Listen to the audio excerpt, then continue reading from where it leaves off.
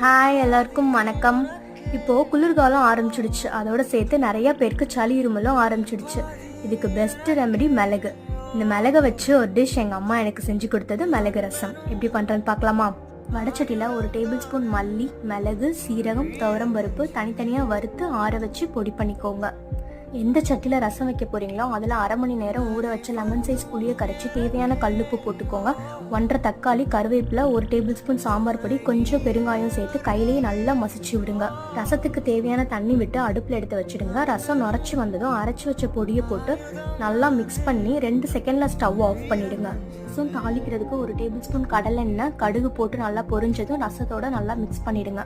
கடைசியாக கை நிறைய கொத்தமல்லி எடுத்து தூவி விட்டுருங்க. அவ்வளோதாங்க, சூப்பரான டேஸ்ட்ல ரசம் ரெடி ஆயிடும். யாருக்கெல்லாம் இந்த மாதிரி சுட சுட சாப்பாடு போட்டு ரசத்தை சும்மா தாராளமாக விட்டு சாப்பிட்றதுக்கு பிடிக்கும்னு கமெண்ட் பண்ணுங்க. தேங்க்ஸ் ஃபார் வாட்சிங். Bye bye.